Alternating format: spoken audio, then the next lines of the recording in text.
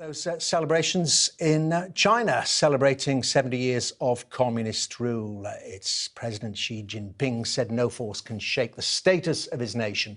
But the lavish parades in the capital, Beijing, were overshadowed by anti-China protests in Hong Kong. Once again, where a man was shot in the chest today. Well, with me is the Chinese ambassador to the UK, Liu Xiaoming. Very good to see you, Ambassador. And can I start with those celebrations in Beijing of 70 years of the foundation of the state? And we saw there state-of-the-art military hardware, intercontinental ballistic missiles, thousands of troops, and the president saying no force can stop China marching forward. Should the world feel a little bit threatened by all that? Not at all. I think President made a speech.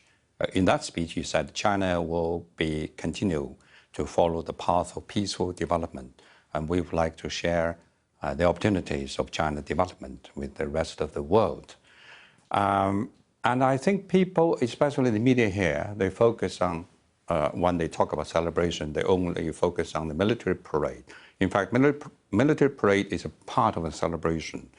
There are 15,000 military personnel participating in the military parade, but there are 100,000 ordinary citizens celebrating, participating in the parade. There are about 70 floats describing the great achievement China has made in the past 70 years. Well, I mean, it is an amazing achievement from basically a peasant society to one of the most advanced economies in the world. But I want to ask you then about... Not only the peasant economy, you know, the People's Republic of China was established after 100 years of countless wars. Indeed. And foreign aggression.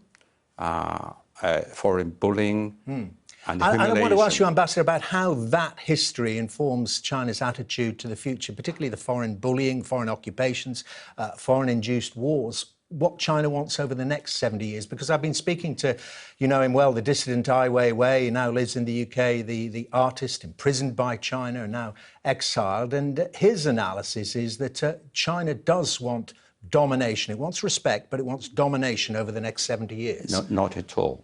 China has no intention to dominate the world. China is still a developing country. We have a daunting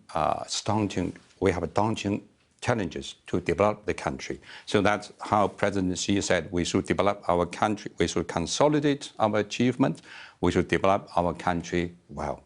And that is a fundamental task in front of the leadership, in front of the Chinese people. And China will, you know, China has been a victim, as I said, of foreign invasion, aggression, bullying, humiliation. And we certainly will never, ever transfer this to the other countries. Well, you mentioned that, but then we see these scenes in Hong Kong today. And, you know, we've been reporting, as you heard there, let's just have a little look at it. One of the protesters today being shot at very close range in the chest. And people saying, well, this Chinese crackdown isn't showing a respect for civil rights. I can't agree with you to describe what happened in Hong Kong. It's not a crackdown at all. We strongly condemn the violent rioters. You know, this violence has been going on for several months. It challenged the bottom line of one country, two systems. It challenged the rule of law in country. It brought But why not engage? damages. Why not engage? Why not hold talks and discuss some of the democratic demands of the protesters? No, you have to separate peaceful demonstration from violent rioters. You talk about the police use live emulations because their life was in serious threat. You know, these rioters who have been shot on left shoulder is the one who used iron club to attack police. So I would ask, what happened if the same things happened in UK? What will be the response of a British police in responding to such rioters, such a violence? Well, they wouldn't shoot an unarmed protester with a weapon. If their lives were in serious threat. In the main, the British police are not armed. No, I don't think so. I don't think so. How the British police will respond when the Westminster Hall was stormed by rioters, you know, I think we should condemn this violence. Hong Kong is based on rule of law. I think rule of law, one country, two systems can ensure the future. Well, can you tell of me Hong then, Kong. if these protests continue and they continue to escalate in terms of the violence, and there is no doubt that there is extreme violence on both sides, that then more firearms will be used by the authorities? I do hope things will calm down. But if not? I would not answer hypothetical questions, but I think things have been improved somewhat in the past few weeks since the chief executive withdrew the bill and also started conversation with the various sectors. And she also set up what they call it the dialogue office and engaged in sincerity with the people from all walks of life. I think people should give opportunity to Hong Kong special administrative government to address their concerns. We acknowledge there are some basic deep-seated problems like housing, like opportunities for the young people, but demonstrations of violence offer no solution to these deep-seated problems. Can I ask you about the plight of the Uyghur people in Xinjiang?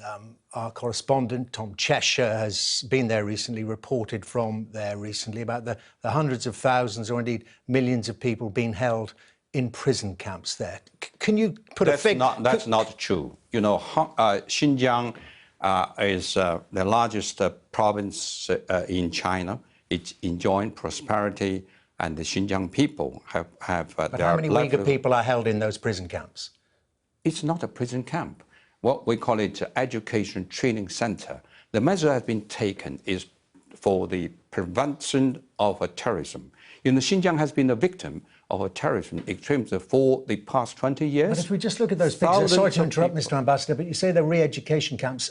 Are these people going there voluntarily? They're bound, they're blindfolded, and they're being marched along there by police. Are they going into these re-education camps voluntarily? No, that's a different story. You know, this is a transfer of inmates. You know, I know you, the media pick up some clips, but this has nothing to do with the education training center. The measures were taken exactly for the safety of the majority of Xinjiang people. You know, it's a part of the UN early prevention action to prevent terrorism. So when they're re-educated, as you put it, are they free to leave? Yes, of course. You know, the basic purpose is to educate these young people so that they will get rid of these extremist ideas. They will learn some skill. They can earn their living.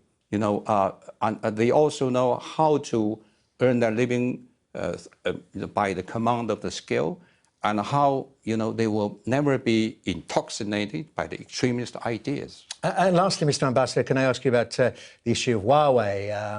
As you know, many nations, including the United States, believe that Huawei has very close links with the Chinese government, so much so that the United States is banning Huawei's involvement in development of many of its networks. In the UK, it is still involved in our 5G network, but we've just done an interview today with the US Secretary of Commerce, Wilbur Ross, who says that the United Kingdom should be very wary of Huawei. If the UK pulls out, what would the Chinese attitude be? First, I would reject totally the accusation against Huawei. This is a good company. It's a private company. It's nothing to do with the Chinese government. They are the leader in 5G telecommunications.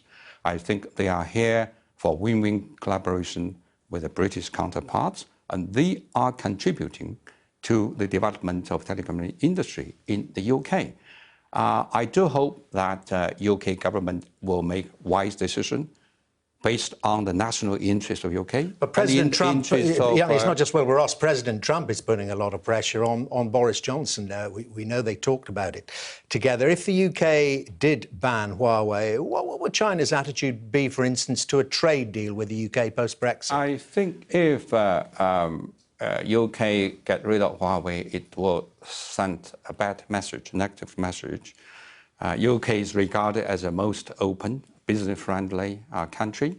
But if Huawei would shut down, it will send negative message worldwide.